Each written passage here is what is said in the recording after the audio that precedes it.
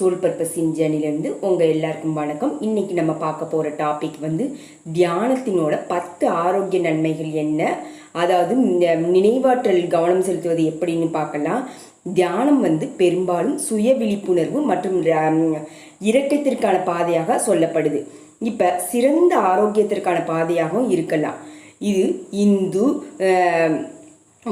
Buddhism இல்லை சமூகங்களில் ஆயிரக்கணக்கான ஆண்டுகளாக நடைமுறையில் உள்ளவங்க பிஸியான உலகத்தில் மன அழுத்தத்தையும் கவலையும் சமாளிக்க இன்று தியானத்தை பயன்படுத்துகிறாங்க. இது அடிக்கடி கவலையுடன் இருப்பவங்களுக்கு அமைதியையும் நுண்ணறிவையும் கொண்டு வர உதவும். தியானம் என்பது கடினமான சூழ்நிலையிலும் கூட கவனம், உணர்ச்சி, விழிப்புணர்வு, இரக்கம், அனுதாப, மகிழ்ச்சி எல்லாமே மன அமைதி எல்லாம் மேம்படுத்துவதற்கான நுட்பங்களின் தொகுப்பை குறிக்குது. சிலர் வழக்கமான தியான பயிற்சி தங்களுக்கு இரக்கமாகவும் மற்றவர்களிட அதிக அக்கறையுடன் இருக்கவும் உதவுது. கடினமான சூழ்நிலையில் எழும்பும்போது கொஞ்சம் குறைவாக செயல்படவும் இது உங்களுக்கு கற்பிக்கும். இந்த தியானம் பண்ணுறதுனால இது சயின்டிஃபிக் ப்ரூஃபாக இருக்குது. 60,000 தாட்ஸ் ஒரு ஆளுக்கு ஒருத்தருக்கு வந்துட்டே இருக்கும். அப்போனா 60,000 தாட்ஸ்னா குறையணும்னா நம்ம டெய்லி தியானம் பண்ண அந்த தாட்ஸ் எல்லாம் குறைஞ்சிட்டே வரும். ஏன்னா நான் இந்த தியானத்தில் 3 வருஷம் கிட்டத்தட்ட ஆயிடுச்சு. ஹெல்த்தி சரி, மென்டலி, ஃபிசிக்கலி எல்லாமே ஒரு ஹை எனர்ஜி, அதாவது பாசிட்டிவ் எனர்ஜிஸ் ஃபுல்லுமே ஒரு ஹாப்பினஸ், அந்த ஒன்னஸ் நம்ம ஃபீல் பண்ணுவோம். தியானம் செய்ய 10 காரணங்கள் என்ன பார்க்கலாம். இப்போ குறைக்கப்பட்ட மன அழுத்தம், அதாவது தியானம் மன அழுத்தத்தை குறைக்கும்.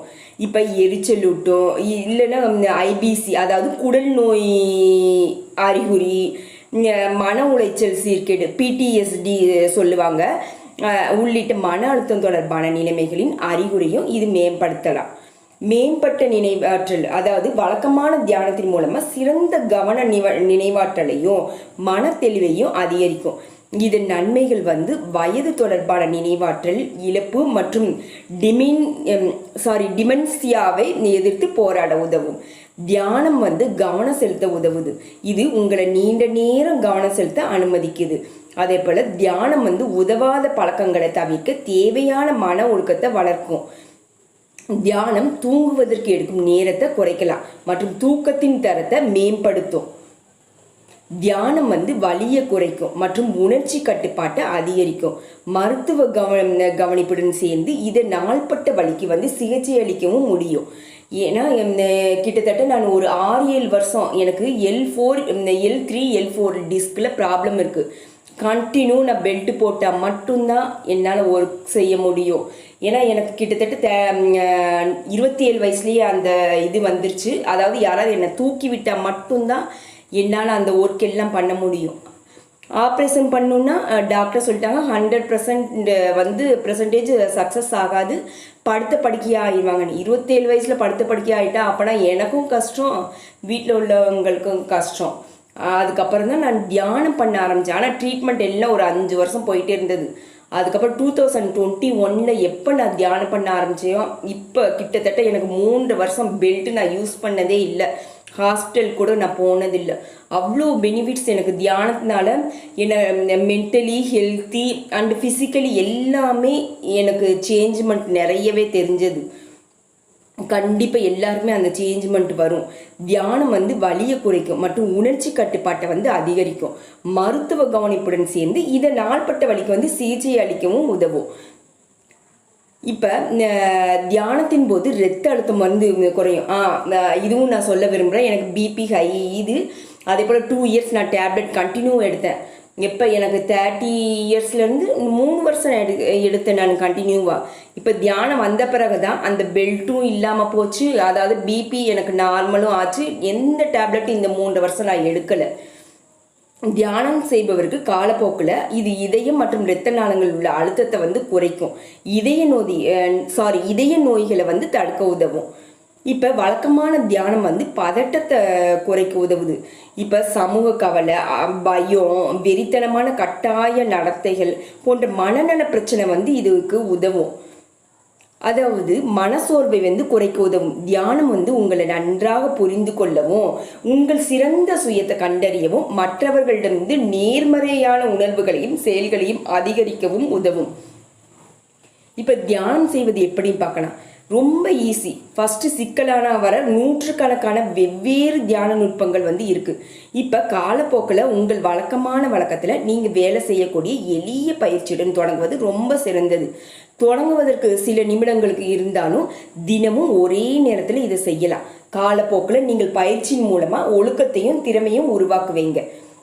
என்னென்ன வழிமுறைகள் பார்க்கலாம். இப்போ தியானத்தின் இந்த வழிமுறைகளை ஃபாலோ பண்ணணும். நம்ம அமைதியான இடத்துல உட்கார்ந்து அல்லது நின்றுக்கோங்க. கண்களை மூடிக்கொண்டு இல்லைன்னா கீழே பார்க்கணும். இப்போ நேர வரம்பை அமைக்கும். அதாவது ஸ்ட்ரெயிட் இதாக உட்காந்துக்கிட்டோம். முதுகு தண்டு வந்து ஸ்ட்ரெயிட்டாக இருக்கணும், குனியக்கூடாது. 5 அல்லது 10 நிமிடங்கள் இதே போல் இருக்கணும். உடலை வந்து உணருங்க. நம்ம பாடி ஃபுல்லுமே, அந்த பாடி பார்ட்ஸை நம்ம கான்சன்ட்ரேஷன் ஃபுல்லுமே அதில் நிலைநிறுத்தணும். முழு நேரத்திலும் ரொம்ப வசதியாக இருக்கக்கூடிய நிலையில் இருப்பதை உறுதிப்படுத்திக்கணும். இப்போ கவனம் செலுத்தி, அதாவது கான்சன்ட்ரேஷன்ஸ் லெவல் வந்து ஹையாக்கணும்னா 2 வழி இருக்குது. உங்கள் சுவாசத்தையும் உங்கள் கவனத்தையும் செலுத்தணும்.